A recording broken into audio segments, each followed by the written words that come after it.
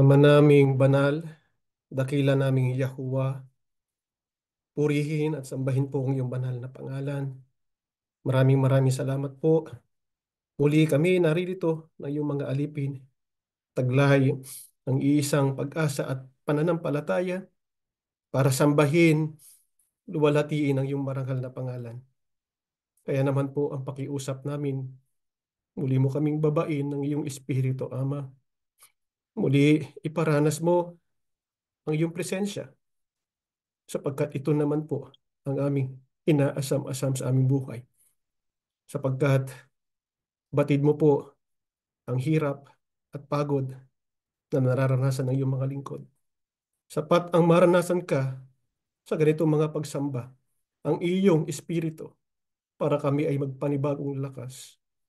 Kaya naman po, aming dakilang Yahuwah, nakikiusap kami sa aming pagtitipon sa araw ng Sabat, nawa magpanibagong lakas kami, magpanibagong pag-asa sa pamamagitan ng iyong espiritu at ng pag-ibig mo sa amin. Sa aming pag-aaral ng iyong mga katotohanan, pakiusap din amin, tulungan kami laging buksan ang aming puso at isipan, tanggapin naming mainam ang iyong mga salita upang siyang lagi naming maging gabay habang kami naglalakbay sa mundong ito.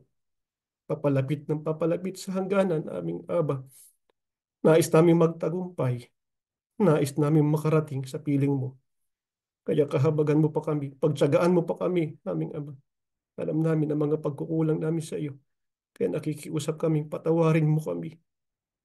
Naway, tulungan kami makapagpatuloy hanggang sa wakas. Panginoong Yahusya, naglalambing din kami sa iyo. Sinasamba ka rin namin. Ikaw ang aming tagapamagitan. Hindi namin kayang makalapit sa Ama, kundi dahil sa iyo. Kaya naman po ang aming pakiusap, lagi mo kaming ilapit sa ating dakilang Aba. Panginoong Yahusya, tulungan mo rin kami. Bigyan mo kami ng lakas habang kami ay nagpapatuloy sa paglalakbay. Nais din naming makarating sa araw na yon na muli isusugo ka ng ating dakilang Aba. Nais naming maging handa, karapat-dapat sa iyo. Kaya naman po, muli patawarin kami at tulungan kaming makapagpatuloy hanggang sa wakas. Aba Yahuwah, muli po bumabalik tawag kami sa iyo.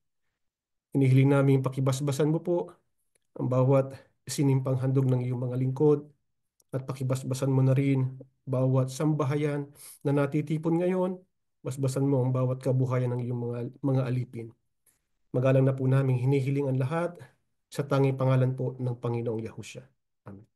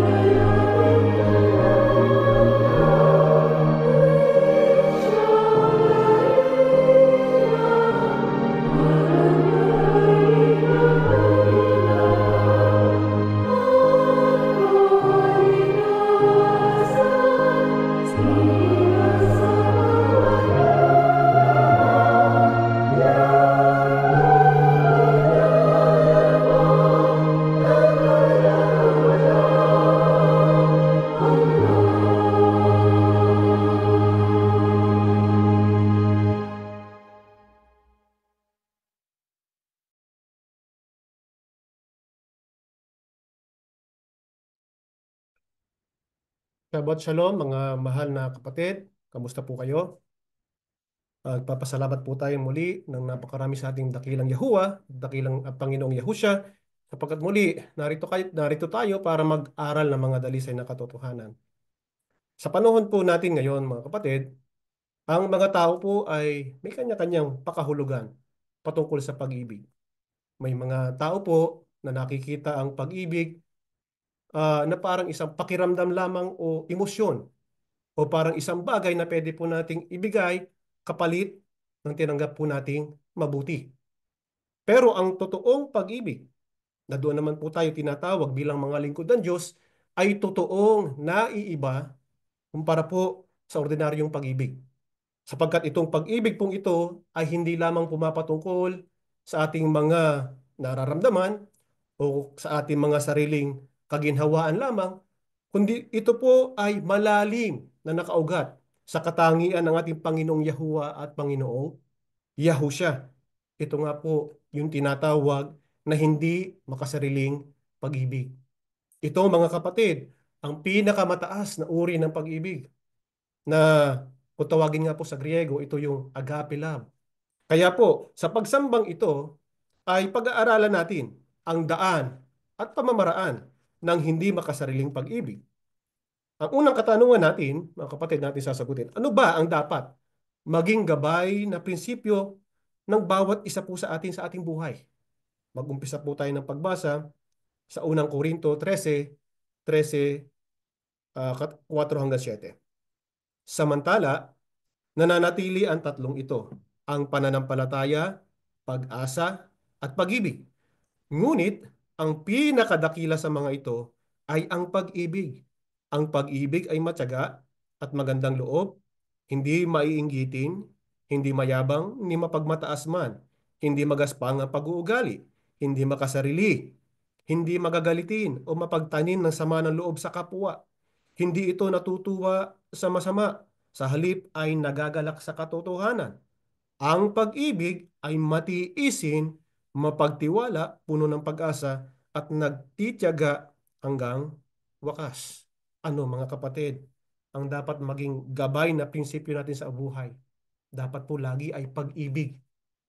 Yan po dapat lagi ang maghari sa ating buhay. Sa lahat po ng aspeto ng ating buhay. E paano po ba?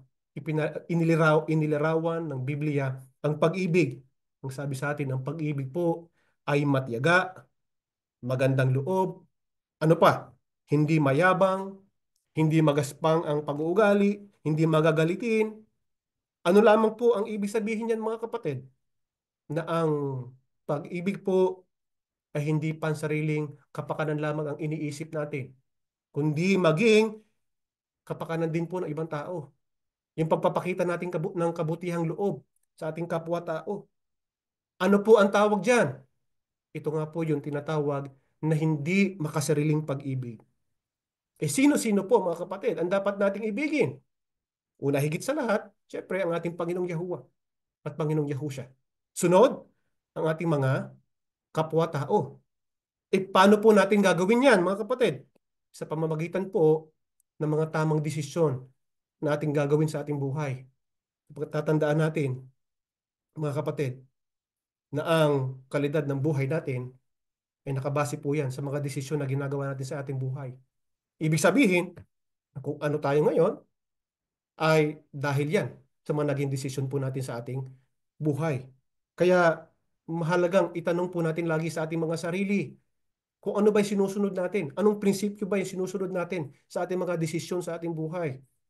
Kung ito po ba ay sa pamamaraan ng hindi makasariling pag-ibig. Sino po ang isang magandang halimbawa na nagpakita ng hindi makasariling pag-ibig? Basahin po natin ang nakasulat sa Ruth 1:6 hanggang 9.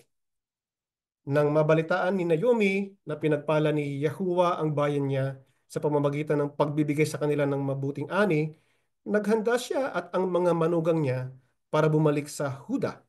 At habang naglalakbay na sila pabalik sa Huda, sinabi ni Naomi sa dalawang manugang niya, "Bumalik na lang kayo sa inyong ina. Pagpalain nawa kayo ni Yahuwah sa mabuti ninyong pakikitungo sa mga yumao ninyong asawa at sa akin. At loobin sana ni Yahuwah na makapag-asawa kayong muli para magkaroon kayo ng maayos na kalagayan sa panibagong tahanan. Pagkatapos, hinalikan sila ni Naomi, humagulhol sila. Alam na natin ang kwentong ito, mga kapatid. Di po ba? Ito yung kwento ni Naomi, ni Ruth, at ni Orpa.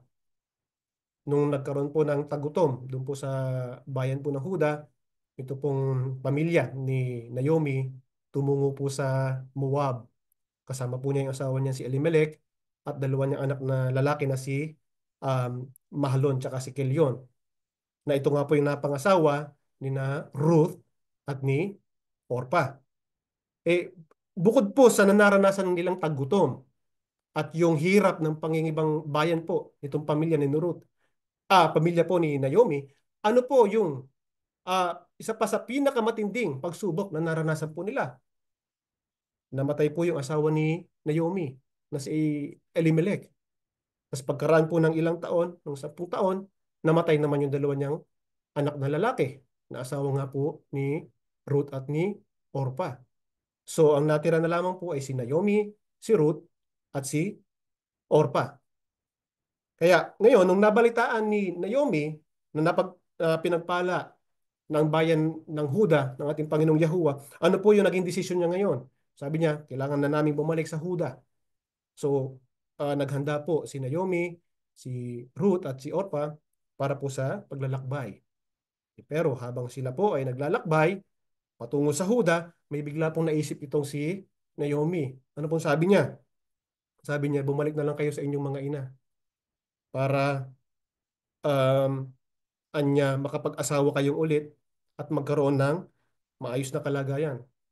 Which is, totoo naman yun, di po ba mga kapatid? Tama lang din naman yun, naisip ni Naomi, syempre, magulang nila yon.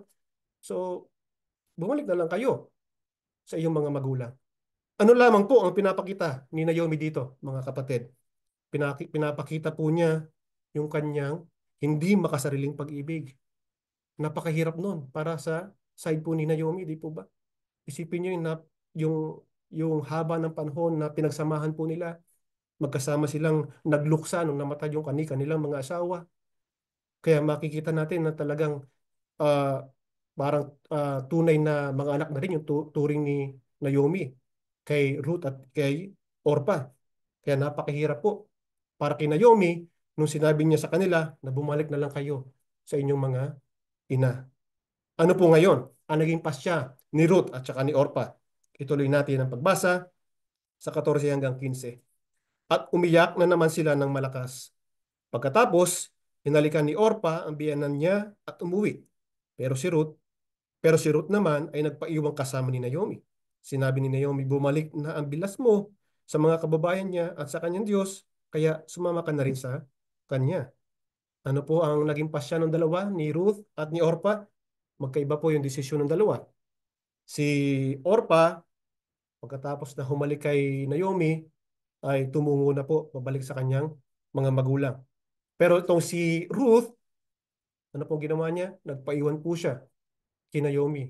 Mas pinili po niya makasama si Naomi. Ano po ang sabi ni Naomi kay Ruth? Ang sabi niya, yun, tinan mo yung bilas mo, umalis na oh. Sumunod ka na rin. Bumalik ka na rin doon sa bayan ninyo, sa Moab. Ano po ang sagot ni Ruth? Sumagot si Ruth, huwag po ninyong hilinging iwanan ko kayo. Hayaan na ninyo akong sumama sa inyo. Saan man kayo pumunta, doon ako pupunta. Kung saan kayo tumira, doon din ako titira. Ang inyong bayan ang magiging aking bayan. Ang inyong Diyos ang magiging aking Diyos. Kung saan kayo mamatay, doon ako mamamatay. At doon din ako malilibing. Parusahan sana ako ni Yahuwah ng pinakamabigat na parusa kung papayagan kong magkalayo tayo, maliban na lamang kung paghiwalayin tayo ng kamatayan. Nang matiyak ni Naomi na hindi talaga magbabago ang isip ni Ruth na sumama sa kanya, hindi na siya tumutol. Ano po ang tugon ni Ruth? Sabi niya, hayaan niyo po akong sumama na sa inyo. Saan man kayo pumunta, doon din ako pupunta. Saan kayo tumira, doon din ako titira. Ang bayan mo ay bayan ko rin. Bakit mga kapatid? Bakit gano'n na lang ang pagnanais ni Ruth na makasama po itong si Naomi mga kapatid? Ano po ang tawag dyan? Yan nga po yung tinatawag na hindi makasariling pag-ibig. Dahil ang tunay Yan po ang nagagawa ng tunay na pag-ibig sa isang tao. Yung magawa po niyang magsakripisyo. Ano po ang sinakripisyo ni Ruth? Nakahanda po siyang isakripisyo ang lahat. Hindi lamang po iniwan niya yung sarili niyang bayan. Kahit maging yung kanyang mga mahal sa buhay, ay iniwan niya rin. Napakahirap niyon, mga kapatid. Pero si Ruth, nagawa po niya yun. Mas pinili niya si Naomi. Pero bukod po sa katapatan niya kay Naomi, ano pa po, o ano yung nag-udyok kay Ruth para magsakripisyo? Yun po yung pag-ibig niya kay Yahuwah. Nais po niyang maglingkod sa ating Panginoong Yahuwah para maging kanyang Diyos. Kaya nga sabi niya kay Naomi, ang inyong Diyos ay magiging aking Diyos rin. Kaya mas pinili ni Ruth ang pag-ibig kay Yahuwah at kay Naomi. Kaya nung matiyak po ngayon ni Naomi na hindi na talaga mababago yung isipan po ni Ruth na sumama sa kanya, eh tumungo na po sila ngayon papunta sa Huda. Pero may pagsubok. Nakakaharapin po si Ruth pagdating niya sa Huda. Ano po yun, mga kapatid? Basahin naman natin ang nakasulat sa Deuteronomio 23:3 hanggang 6. Ang isang Amonita o Moabita ay hindi maaaring ibilang sa sambahayan ni Yahuwah hanggang sa ikasampung sali ng kanilang lahi, sapagkat hindi nila kayo binigyan ng pagkain at inumin nang kayo naglalakbay mula sa Ehipto. Bukod dito, inupahan pa nila si Balaam na anak ni Beor na taga Petor sa Mesopotamia para sumpain kayo. Gayunman, hindi siya dininig ng Diyos ninyo si Yahuwah. Sa halip, pinagpalan niya kayo sapagkat mahal kayo ni Yahuwah. Kailanmay, huwag ninyo silang tutulungan upang sila'y maging mapayapa o masagana. Ano, mga kapatid, ang naging pagsubok kay Ruth, medyo mabigat po yung kakaharapin ni Ruth sapagkat isa po siyang Moabita. Ibig sabihin, isa po siyang kaaway ng bayan ng Israel. E ano po bang kautusan? Patungkol po sa mga Moabita, hindi po sila maaaring ibilang na sa sambahayan po ng Panginoong Yahuwah. Pero, nabago po ba ang isipan ni Ruth? Dahil po dyan? Aba, hindi po. Kahit na po napakatinding adjustment yung kailangan gawin ni Ruth, mas pinili pa rin po niya ang pag-ibig sa Panginoong Yahuwah, pag-ibig niya kay Naomi, at nagawa rin po niyang mag-sakripisyo. Kaya makikita natin dito, mga kapatid, na tinahak ni na Ruth, Naomi, yung tinatawag po na journey of faith. Bakit po natin nasabing journey of faith yung ginawa po nila? Isipin po natin, isa po siyang Moabita. Tapos maninirahan po siya sa bayan ng Israel na wala naman po siyang ari-arian. Wala rin namang alam na pagkukunan ng kanilang ikabubuhay. So, isa po itong napaka-radikal na desisyon ng pagsasakripisyo. Itong ginawa po ni Ruth. Eh bakit po, mga kapatid, sa palagay natin? Bakit nakahanda si Ruth na gawin ang lahat ng ito? Dahil lamang po yan sa pag-ibig.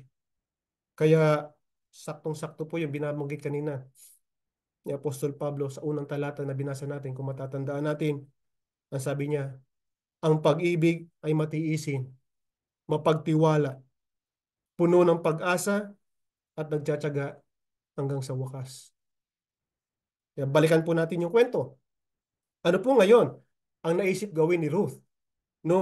Dahil nga po isa siyang dayuhan, na wala naman silang ari-arian at walang pagkukunan ng ikabubuhay. Yan po ay tunghayan natin sa susunod na bahagi ng ating pagsamba.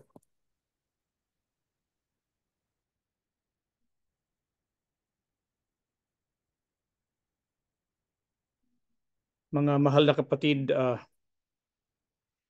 tunay po na malaking hamon talaga kay Ruth ang kanyang naging pasya na sumama kay Naomi. Dahil siya nga ay outcast, dahil isa isang Moabita, outcast siya sa Israel. Walang kakilala, walang pag-aari, walang ikabubuhay. At upang mabuhay, Ano po ang napagpasyahang gawin ni Ruth nang dumating sila sa Huda? Ituloy po natin ang basa, aklat pa rin ng Ruth 2, talatang 1 hanggang 3. Isang araw, sinabi ni Ruth kay Naomi, gusto ko po sanang pumunta sa bukid at mamulot ng mga nalaglag na uhay mula sa mga tagapag-ani sa bukid ng taong magpapahintulot sa akin. Sumagot si Naomi, o sige anak. Kaya umalis si Ruth at namulot ng mga nalaglag mula sa mga tagapag-ani. Nagkataon na doon siya namulot sa bukid ni Boaz na kamag-anak ni Abimelech. Si Boaz ay mayaman at makapangyarihan. Ano po ang napagpasyahang isa sa mga unang ginawa ni Ruth nang dumating sila sa Huda? Naisip niyang pumunta sa bukid, mamulot ng mga nalalaglag na uhay mula sa mga tagapag-ani.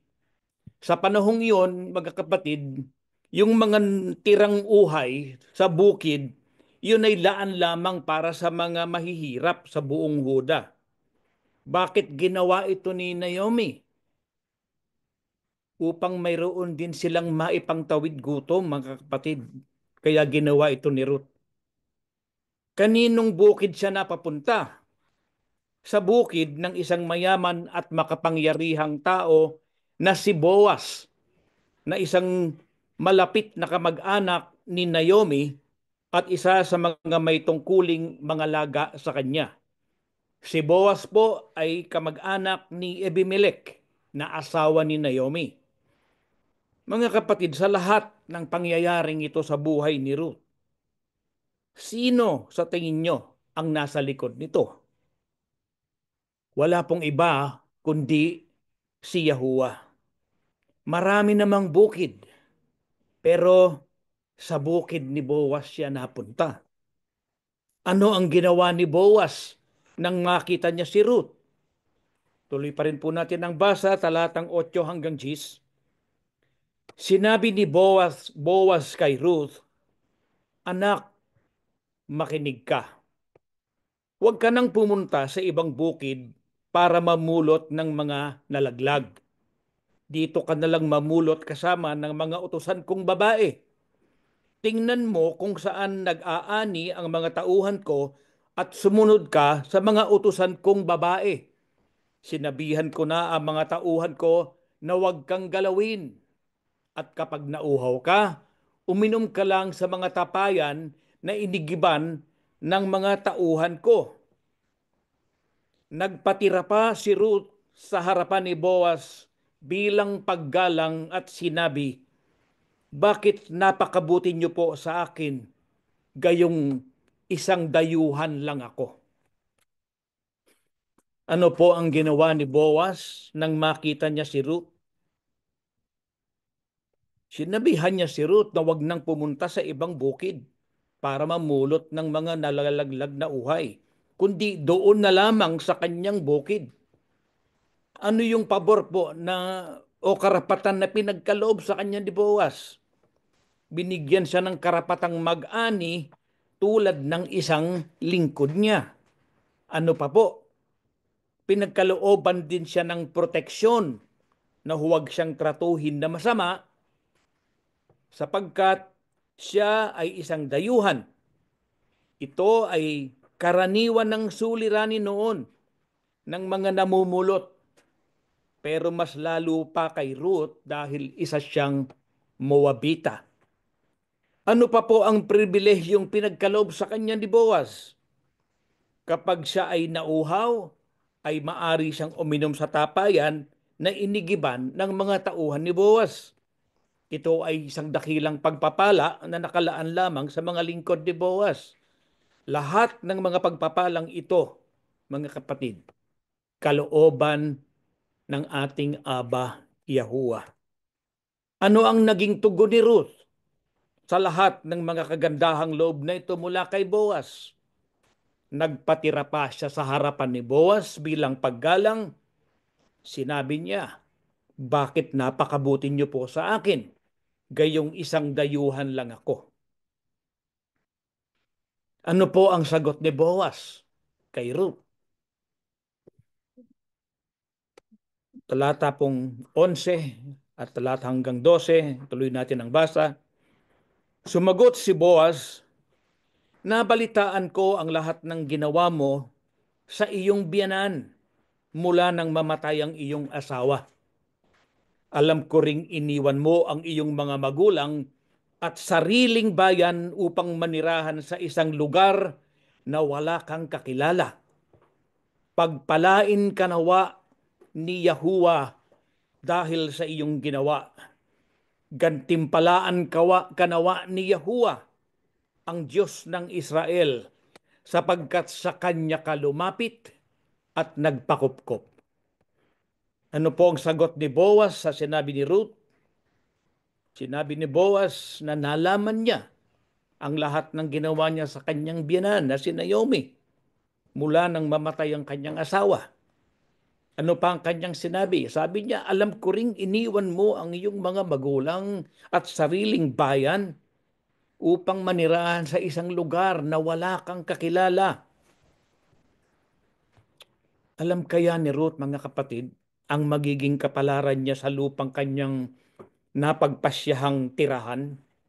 Walang kakilala kundi si Naomi lamang. Kung inyo pong matatandaan, mga kapatid, sa ating nakaraang pag-aaral noong isang linggo tungkol kay Abraham, na iniwan niya ang kanyang bayan at ama, pumunta sa lugar na nais ni Yahuwah na kanyang puntahan. Nagawa niya ito dahil sa kanyang pananampalataya at pagtitiwala sa pangako ni Yahuwah. Sa panig po ni Ruth, paano niya nagawa ito? Ano ang sinabi sa kanya ni Boaz? Ang sabi ni Boaz, pagpalain ka nawa ni Yahuwah dahil sa iyong ginawa. Gantimpalaan ka nawa ni Yahuwah, ang Diyos ng Israel, sapagkat sa kanya ka lumapit at nagpakupkop.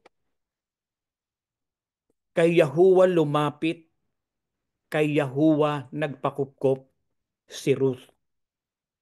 Nagawa po niya ito dahil sa pag-ibig na hindi makasarili. Yung pag-ibig niya kay Naomi na kanyang biyanan at yung pag-ibig niya kay Yahuwah. Ano po ang sinabi ni Ruth? Nung siya ay pinauuwi na ni Naomi, makabagbag damdamin po ang kanyang mga binitiwang salita. Sabi niya, hayaan na ninyo akong sumama sa inyo. Saan man kayo pumunta, doon ako pupunta. Kung saan kayo tumira, doon din ako titira. Ang inyong bayan ang magiging aking bayan.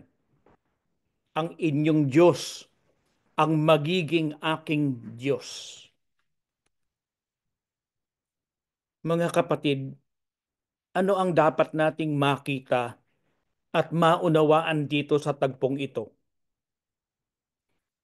Dapat nating maunawaan, si Yahuwah na ating Diyos ay omniscient. Alam niya lahat. Nababatid niya ang lahat ng mga bagay. Nababatid at naaalala ni Yahuwah ang lahat ng ating mga pagpapakasakit alang-alang sa Kanya. Nakikita niya at naaalala kung ginagawa natin siyang ating kanlungan at muog. Sabi nga po sa aklat ng Ebreo, sapagkat ang Diyos ay hindi liko upang limutin ang inyong gawa at ang pag-ibig na inyong ipinakita sa kanyang pangalan. Hindi lilimutin ng ating Diyos ang lahat ng ito. Gagantimpalaan niya tayo. Dito pa lamang sa buhay na ito, mga kapatid, gagantimpalaan niya tayo.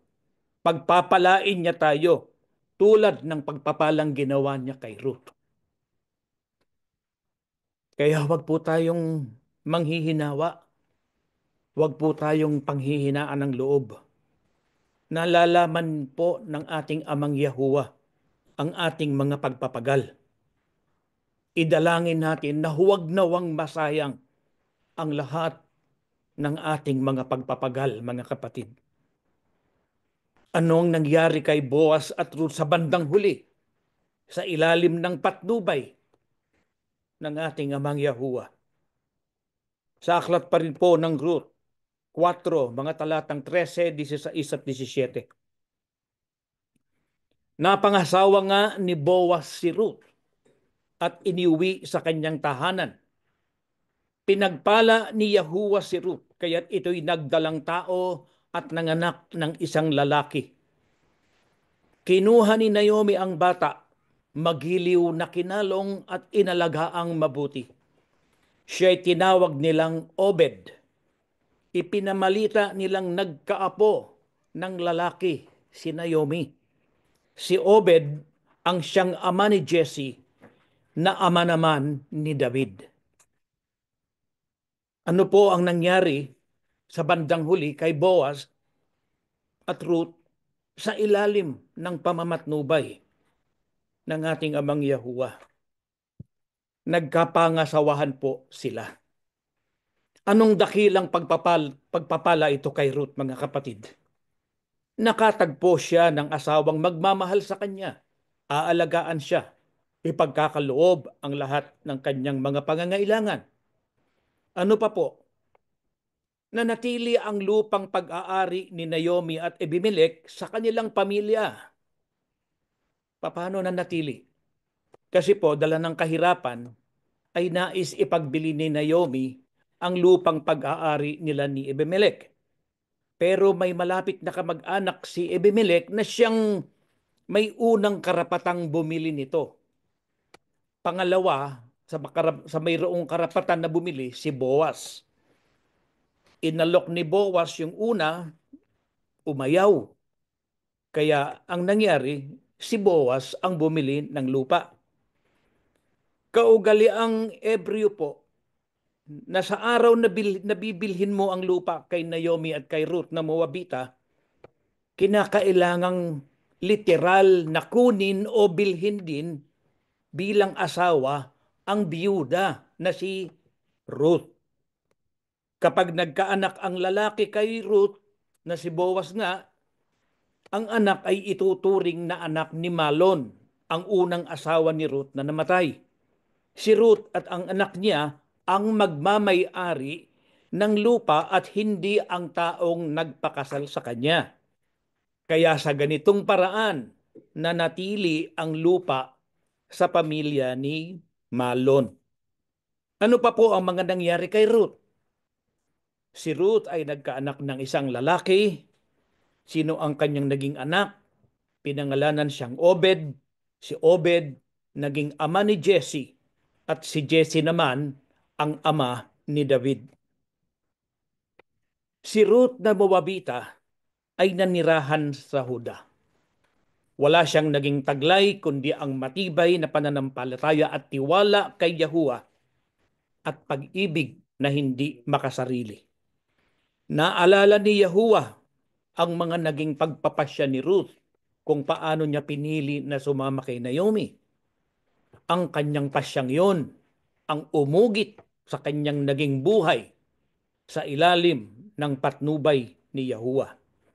Dahil sa pasyang yun ni Ruth, siya pala ay magiging ninuno ng ating Panginoon na si Yahushua. Pinili ni Ruth na ibigin si Yahuwah at kumapit ng mahigpit sa kanya. Siya'y nagtiis. Maraming mga tiisin ang kanyang tiniis, ngunit hindi nilimot ni Yahuwah ang kanyang pag-ibig na hindi makasarili at ang kanyang mga pagpapakasakit. Kung minsan, mga kapatid, o kung minsan nga madalas, dumaraan sa ating buhay ang mga kahirapan, mga suliranin na nagpapahina sa atin. Mga kapatid, hindi tayo nag-iisa. Maraming tao, marami ring kapatid ang tulad natin nagdaranas ng ganito. Subalit, kapit lang po, mga kapatid. Dapat tayong kumapit ng mahigpit sa ating amang Yahuwa. Sabi nga ni Apostol Pedro, ang dinaranas nating kahirapan, pang sumandali lamang. Subalit, kung makaramdam tayo ng panghihina dahil sa mga tiisin at pagsubok sa buhay, kung tayo'y nabibigatan na, ano po ang dapat nating gawin? Bilang pangwakas po, basahin natin ang aklat ng Roma 8, talatang 26 hanggang 28. Tinutulungan tayo ng banal na espiritu sa kahinaan natin. Hindi natin alam kung ano ang dapat nating ipanalangin. Kaya ang espiritu na rin ang namamagitan sa Diyos para sa atin sa pamamagitan ng mga daing na hindi natin kayang sabihin. At ang anumang nais sabihin ng banal na espiritu ay alam ng Diyos na siyang sumisiyasat sa puso ng mga tao. Sapagkat namamagitan ng banal na espiritu para sa mga mananampalataya kung ano ang ayon sa kalooban ng Diyos. Alam natin, alam natin na sa lahat ng bagay, gumagawa ang Diyos para sa ikabubuti ng mga umiibig sa Kanya na Kanyang tinawag ayon sa Kanyang layunin. Ang tanong natin, mga kapatid, hindi maiiwasan.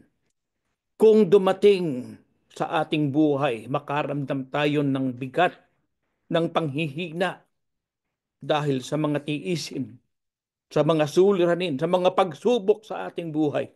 Ano po ang dapat nating gawin? Una, manalangin po tayo sa banal na espiritu. Paano tayong mananalangin sa banal na espiritu? Dahil may mga pagkakataon na hindi natin alam kung paano tayo mananalangin, mga kapatid. Ibuhos po natin ang ating puso, yung laban ng ating puso. Kung hindi natin alam ang ating sasabihin, mga kapatid, sapat na po ang isinisigaw ng ating puso.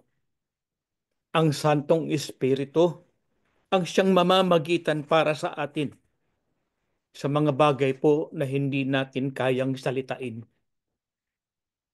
Ano po ang dapat nating sampalatayanan matapos tayong manalangin kalakip ang ating puso? Tulad po ng ating binasa, alam natin na sa lahat ng bagay, gumagawa ang Diyos para sa ikabubuti ng mga umiibig sa Kanya, na Kanyang tinawag ayon sa Kanyang layunin. Mga kapatid, kabilang tayo sa mga tinawag. Dapat natin itong sampalatayanan.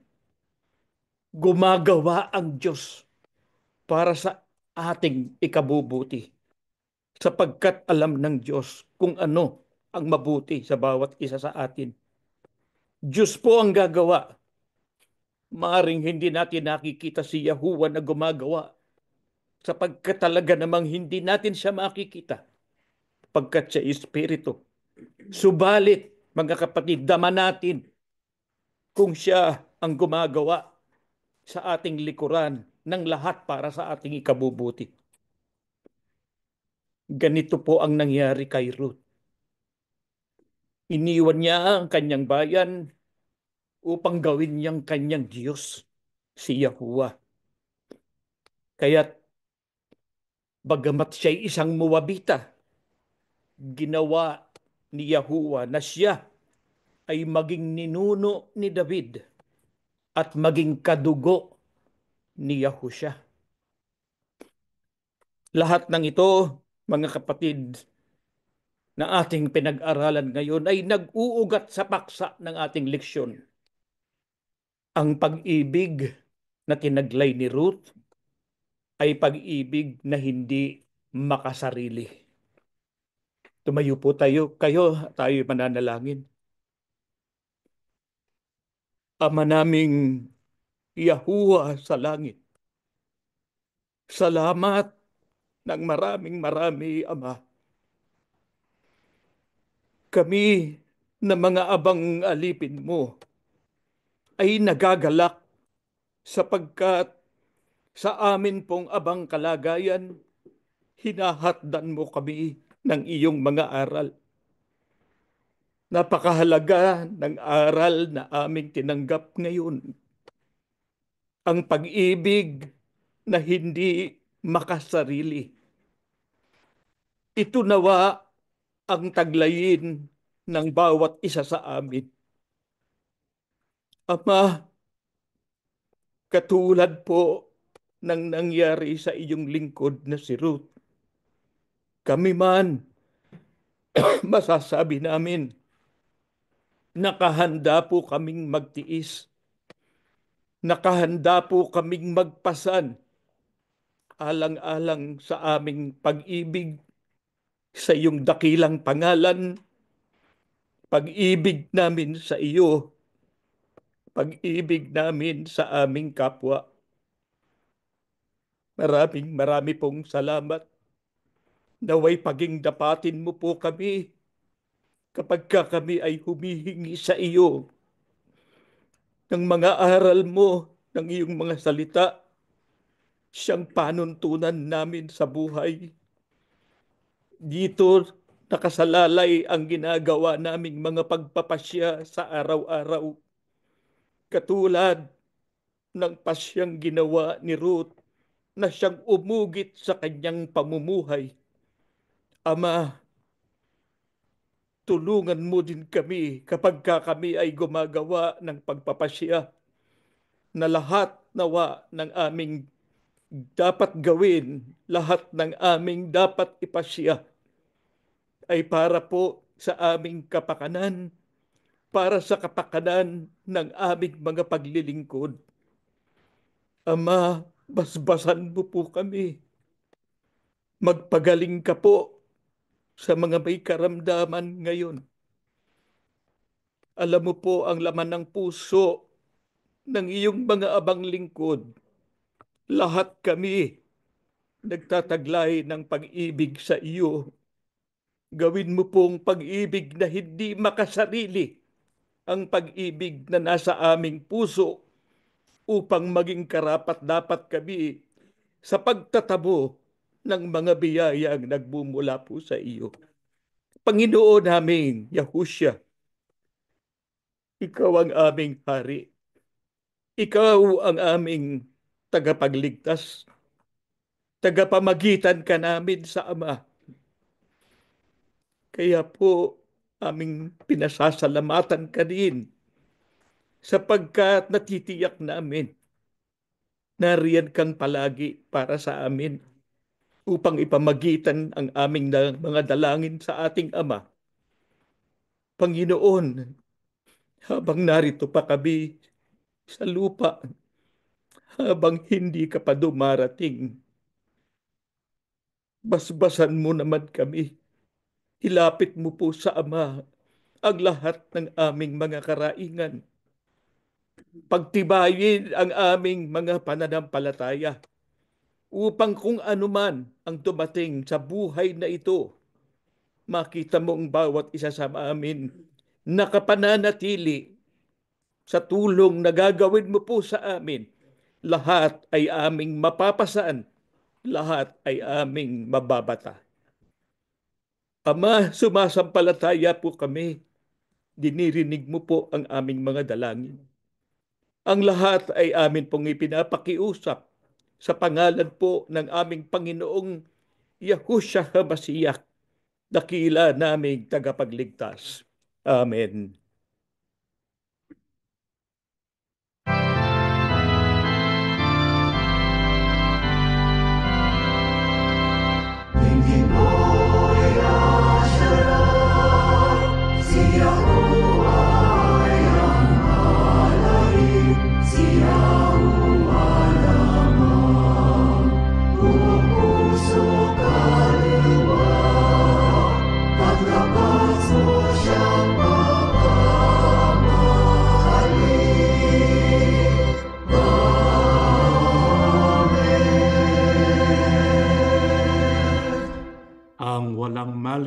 pag-ibig at masaganang awa ni Yahuwah Abba, ang biyaya at kapangyarihan ni Yahushua HaMashiach, at ang laging pagsama ng banal na Espiritu ay sumaating lahat ngayon at magpakailanman. Amen. Mga kapatid, konting paalala lang po, bukas ay ang ating pagsamba sa Ingles. Sa halip na isagawa sa 10 o'clock a.m. ay gagawin po natin itong 12 o'clock noon. At ito po ay in-person din doon po sa Granite Bay. Kaya sa lahat po na makakadalo, let us be reminded na magkakaroon po ng change of time para ito ay para sa bukas lamang po ito. Dahil pagkatapos noon, in-person din meron po tayong sasagawang BLP or Bible Literacy Project Live Class na i-broadcast din sa Zoom. Ang Zoom ID 827-4948-1031. This is for tomorrow, araw po ng Shabbat.